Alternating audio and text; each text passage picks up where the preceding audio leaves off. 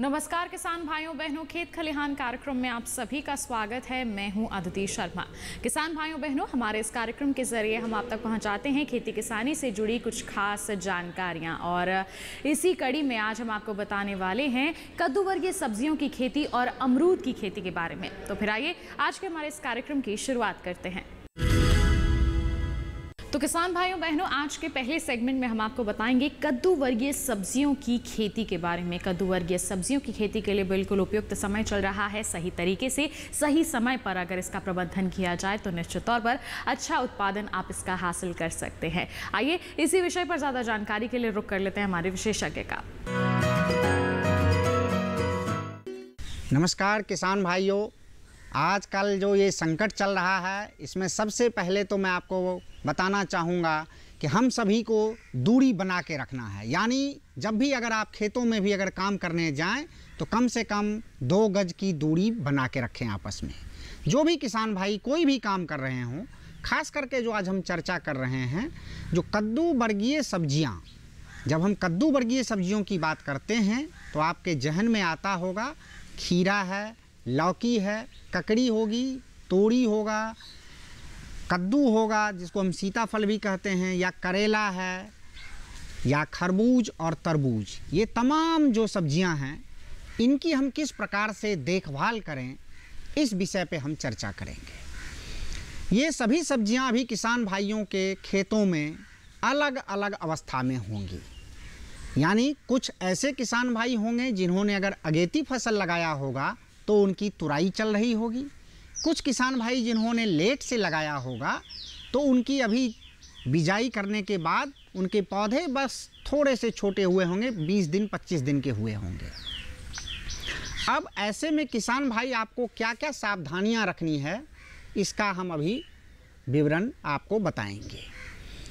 जब भी हम किसी भी सब्जी की बात करते हैं तो हमें पूर्ण उम्मीद है कि सभी किसान भाई अच्छी प्रकार की जो प्रजातियां हैं उनके अच्छे बीज उचित माध्यम से खरीद के अपने खेतों में लगाए होंगे, क्योंकि जब भी हम कोई अच्छी खेती का मूल मंत्र होता है अच्छे बीज।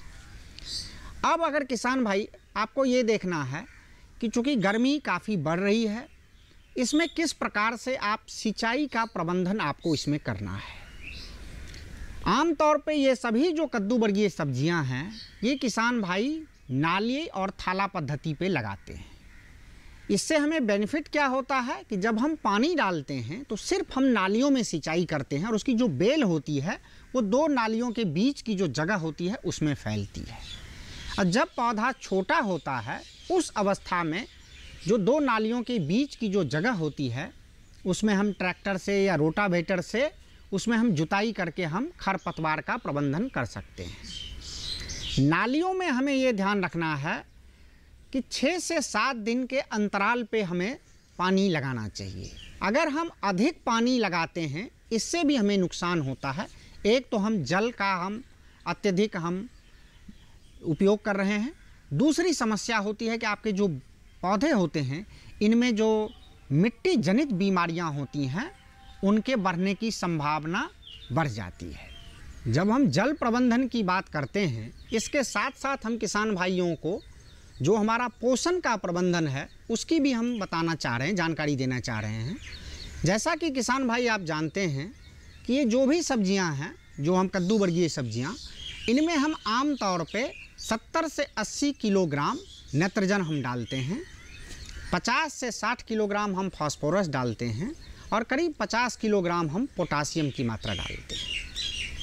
आपको मृदा परीक्षण करना चाहिए। मृदा परीक्षण के आधार पे आपको ये संस्तुत किया जाता है कि आपको कितनी मात्रा डालनी है।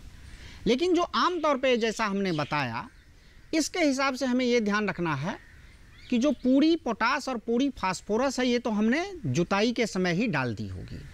अब जो नाइट्रोजन की हमने सिर्फ आधी मात्रा डाली थी, जो आधी बची हुई मात्रा है उसको हमें 2 हिस्सों में बांट के देना है। तो जिन किसान भाइयों की फसल अगर 25 दिन के आसपास हो गई होगी तो उन्हें ये सलाह दी जाती है कि वो उचित नमी कर लें, यानी सिंचाई कर लें, और उसके अगले दिन यानी 1 दिन छोड़ के उसके बाद उसमें जो नाइट्रोजन की जो 1/4 मात्रा है उसका वो नालियों में उसको छिड़काव कर सकते हैं और उसके बाद थोड़ी सी मिट्टी चढ़ा लेंगे दोनों तरफ तो उससे पौधों को जो एरेशन होता है वो अच्छा होता है, और मिट्टी चढ़ाने से पौधे में भी जो ग्रोथ होती है, वृद्धि होती है, वो अच्छी होती है। इसके बाद हमें ये ध्यान रखना है कि इस दौरान जो नर फूल और मादा फूल ये इसमें आने प्रारंभ हो जाते हैं। जो कद्दू वर्गीय सब्जियां इसमें करीब करीब 25 से 30 दिन के अंतराल पे ही, इस दौरान हम ध्यान रखते हैं कि अगर हम नाइट्रोजन की मात्रा अगर हम अधिक डाल देंगे तो नर फूल की संख्या बढ़ जाएगी। लेकिन हमें ये ध्यान रखना है कि हमें मादा फूल अधिक चाहिए, क्योंकि जो फल लगते हैं हमारे वो सिर्फ मादा फूलों पे लगते हैं। एक और भ्रांतियाँ किसान भाइयों के मन में होती है कि फूल तो बहुत सारे लग रहे हैं लेकिन सभी जो है वो फल नहीं बन पा रहे हैं। ये आपको ध्यान देना है कि ये जो कद्दू वर्गीय सब्जियां होती हैं उसमें फूल काफ़ी आते हैं। इसमें करीब जो नर फूल होता है वो 15 गुना अधिक होता है, यानी 15 नर फूल पे एक मादा फूल आती है। लेकिन जितनी मादा फूल आएंगी सभी फल नहीं बनेंगे।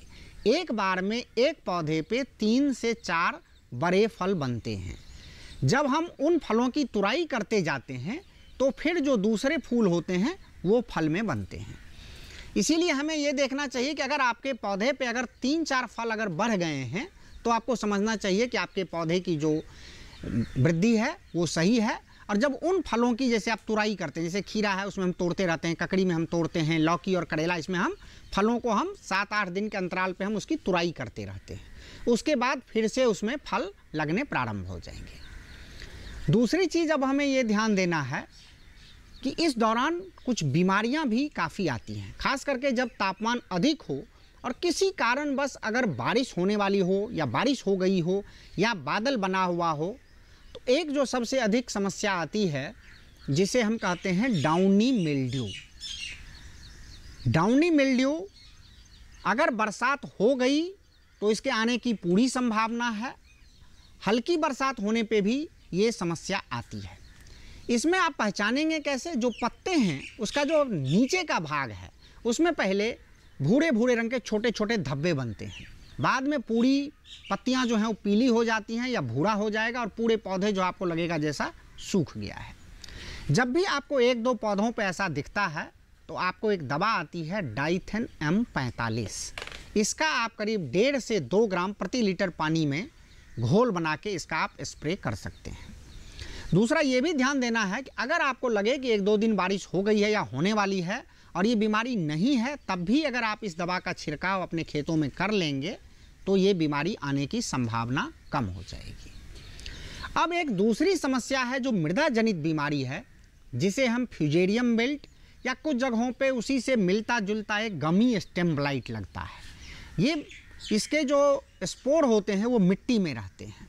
इसीलिए किसान भाइयों को चाहिए, एक तो हमें उचित फसल चक्र अपनाना चाहिए, यानी एक ही खेत में हमें बार बार कद्दू वर्गीय सब्जियां नहीं लगाना चाहिए। जैसे अगर आप एक बार लगाएं हैं तो उसके बाद आप उसमें मक्का, गेहूं, धान इत्यादि अन्य फसल लगाएं, फिर 2-3 साल के बाद आप लगाएं। और जिन खेतों में अगर ये समस्या अगर गमी स्टेम ब्लाइट की या फ्यूजेरियम की समस्या जिसे हम उकठा रोग कहते हैं अगर आती हो तो उस खेत में आप ना लगाएं। आप कैसे पहचानेंगे? आप देखते होंगे कि पौधा आपका जो ही 25 दिन का हुआ है तो एक तो समस्या आती है कि बिल्कुल जड़ से ही पौधा सूखने लगता है। दूसरा होता है कि जो जहाँ से जड़ के बाद जो पहला नोड होता है, जहाँ से शाखाएं निकलती हैं, वहाँ से वो फट जाता है और उससे कुछ लाल रंग का पदार्थ निकलता है जिसे हम गमी स्टेम ब्लाइट कहते हैं। हमें एक तो ये ध्यान देना था कि जब हम इस पौधे की अगर हम रोपाई हम कर रहे थे उसी दौरान अगर हमको ट्राइकोडर्मा का अगर हम प्रयोग अगर हम करते हैं तो ये समस्या कम आती है। किंतु अगर अब आपके खेतों में ये आ गई है तो आपको दवा जो है उसकी ड्रेंचिंग करनी होगी। आपको कैप्टाफ एक दवा आती है और कार्बेंडाजिम है, इन दोनों को आप 1-1 ग्राम मिला लें और इसके 1 लीटर पानी में 1 ग्राम कैप्टाफ 1 ग्राम कार्बेंडाजिम का घोल बना के इसके हमें जड़ों में डालना है, जिसे हम ड्रेंचिंग करते हैं। जब आप ड्रेंचिंग कर रहे हैं तो आपको ये ध्यान देना है कि जड़ से करीब 1 फुट की ऊंचाई तक अच्छे से पौधे को भिगाना होता है, क्योंकि जो जहाँ से पहली शाखाएं निकलती हैं वहीं से ये फटता है और वहाँ तक इसके जो फंगस के स्पोर होते हैं वो रहते हैं। इस प्रकार से आपको इस समस्या से निजात मिल सकती है। अगर आपके खेतों में सिर्फ 1 ही 2 अगर इस तरीके के पौधे अगर दिखाई दे रहे हैं तो आप सबसे पहले उन पौधों को उखाड़ लें और बिल्कुल अपने खेत से बाहर उनको मिट्टी में कहीं दबा दें, जिससे कि ये दूसरे और पौधों में नहीं फैलेगा। उसके बाद एक समस्या, एक जो लाल रंग का कीड़ा होता है, खास करके जिनके खेत अभी 35-40 दिन तक होंगे उनको ये परेशान करता है, जिसे हम रेड पंपकिन बीटल कहते हैं। रेड पंपकिन बीटल के लिए एक दवा आती है कार्बोसल्फान। इसका 2 मिलीलीटर प्रति लीटर पानी में घोल बना के बिल्कुल सुबह में, यानी जब मॉर्निंग में 6 बजे 6:30 बजे जब सूरज की किरण आ रही हो, उसी समय अगर आप इसका स्प्रे कर देते हैं तो उस समय ये कीड़ा जो है पौधों पर, पत्तियों पर बैठा होता है और उसको आप ख़त्म कर सकते हैं। लेकिन किसान भाइयों को ये ध्यान देना है कि जिन किसान भाइयों के फूल आने शुरू हो गए हैं और उसमें पॉलिनेशन यानी परागन का कार्य प्रारंभ हो गया है, उस दौरान वो किसी भी कीटनाशक का छिड़काव सुबह में ना करें।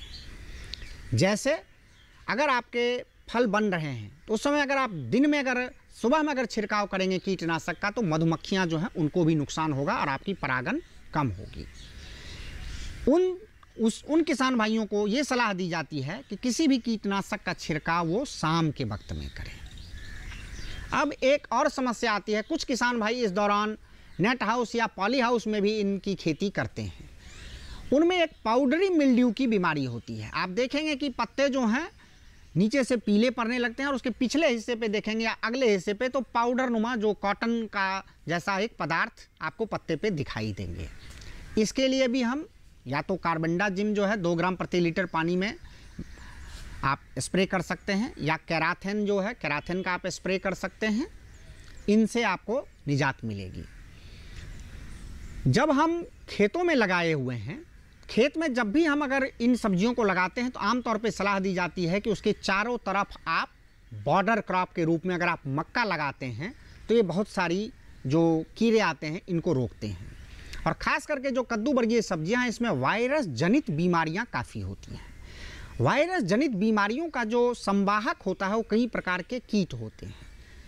उन कीटों के प्रबंधन करने के लिए आपको ये ध्यान रखना पड़ेगा कि जब आपके पौधे 25-30 दिन के बाद हो गए हैं तो आपको खेत में एक येलो स्टिकी कार्ड आता है, वो आपको चिपका देना चाहिए, जिससे कि कुछ जो कीड़े होंगे वो उड़ के उसमें चिपक जाएंगे और आपको कम दवा का स्प्रे करना होगा। लेकिन अगर उसके बाद भी आपको दिख रहे हैं कि कुछ पत्ते जो हैं छोटे छोटे हो गए हैं या वायरस की जो समस्याएं हैं, कुछ में जो सिराएं होती हैं वो हल्के पीले हो जाते हैं और ऊपर की पत्तियां छोटी हो जाती हैं, सिकुड़ने लगती हैं, 1-2 पौधे हैं उनको आपको उखाड़ के दबा देना चाहिए। और उसके बाद कोई भी जो कीटनाशक है, जैसे आप इमीडाक्लोप्रिड का प्रयोग कर सकते हैं। इमीडाक्लोप्रिड का आपको ध्यान देना है कि 10 लीटर पानी में सिर्फ 4 मिलीलीटर दवा का छिड़काव आप कर सकते हैं। साथ ही जैसे एक दवा आती है स्पिनोसैड, जो बिल्कुल ऑर्गेनिक किसान जो अगर खेती करते हैं वो भी स्पिनोसैड का प्रयोग कर सकते हैं। उनको ध्यान देना है 10 लीटर में सिर्फ 4 ml दवा मिला के इसका छिड़काव कर सकते हैं। स्पिनोसैड से कई प्रकार के जो कीड़े हैं, थ्रिप्स को भी कंट्रोल करने में हमें मदद मिलती है और जो बोरर होते हैं उनको भी कंट्रोल करने में हमें मदद मिलती है। इसके साथ ही एक और बीमारी आती है, खास करके जो लोग नेट हाउस या पॉली हाउस में लगाए हैं उसमें माइट की बीमारी आती है। आप देखेंगे कि पत्ते के जो पिछला हिस्सा होता है, नीचे का हिस्सा, उस पर जाले बन जाते हैं, जैसे मकड़ी के जाले बन जाते हैं। इसके नियंत्रण के लिए हमें जो माइटीसाइड होती है, जिसको हम एक्रेसाइड कहते हैं, उसका प्रयोग करना है। जैसे आप स्पाइरोमेसिफेन एक दवा है, उसका 1 लीटर प्रति लीटर पानी में घोल बना के उसका स्प्रे करना है। और ये ध्यान देना है कि हम नीचे से ऊपर की तरफ उसका स्प्रे करें, जिससे निचले पत्ते भी अच्छी तरीके से उस पर दवा का असर हो, जिससे कि इसको आप नियंत्रित कर सकते हैं। जिन किसान भाइयों के खेतों में अगर फल बनने प्रारंभ हो गए हैं उनमें एक फल मक्खी जो है उसका प्रकोप बहुत ही नुकसान करता है। और फल मक्खी का प्रकोप उसी समय से प्रारंभ हो जाता है जब फूल के पीछे छोटी छोटी जो आप ओवरी देखते हैं वहीं से उसमें डंक मार के उसके अंदर वो चली जाती हैं। बाद में जब फल बनता है तो वो पूरा फल जो है वो नुकसान हो चुका होता है। इसके लिए एक ट्रैप आता है, मिथाइल यूजिनॉल का ट्रैप होता है, जिसमें एक डब्बा होता है और उसके अंदर एक गुटका होता है, उसमें मिथाइल यूजिनॉल लगा होता है, जिसके कारण जो नर मक्खी है वो आकर्षित होकर अंदर ट्रैप हो जाती है, जिस कारण से इनकी संख्या कम हो जाती है। और किसान भाइयों को ये सलाह दी जाती है कि अगर 1 एकड़ में कम से कम 4 या 5 मिथाइल यूजिनॉल का ट्रैप लगा लें। जो किसान भाई अगर मक्का लगाए हैं मक्का भी बहुत हद तक इसको, जो मक्के के पत्ते पे जो रेशे होते हैं उस कारण से ये मक्के के पत्ते पे बैठते हैं, और उस अगर आप मक्के पे सिर्फ स्प्रे करते हैं तो ये फल मक्खी से आप निजात मिल सकता है। लेकिन अगर लॉकडाउन के कारण अगर आपको ट्रैप नहीं मिल पा रहा हो तो आप क्या कर सकते हैं, या तो आप ये जो स्पिनोसैड दवा है उसका आप छिड़काव कर सकते हैं। इसका क्या होता है कि एक काम आप और कर सकते हैं, जो गुड़ है, गुड़ का आप एक घोल बना लें, और गुड़ का घोल बना के उसी में आप कोई भी जो आपके पास कीटनाशक हो, इमिडाक्लोप्रिड है या स्पिनोसैड है, वो उसमें मिला दें, और अपने खेतों में छोटे से जो मिट्टी का बर्तन या किसी में कई जगह पे उस टुकड़ों में बना के उसमें स्पिनोसैड और ये गुड़ का घोल जो है उसको डाल के, और जो बोरा या चट्टी आता है जो टाट होता है उसको भिगो के उसमें रख दें। इस कारण से जो मक्खियाँ जब आएंगी तो उस पर खाने के लिए उस पर बैठेंगी तो ज़्यादा देर तक बैठेंगी, और वो कीटनाशक के संपर्क में आएंगी तो वो मक्खियाँ मर जाएंगी। तो किसान भाइयों बहनों, जान लिया आपने कद्दू वर्गीय सब्जियों की खेती के बारे में। इसी के साथ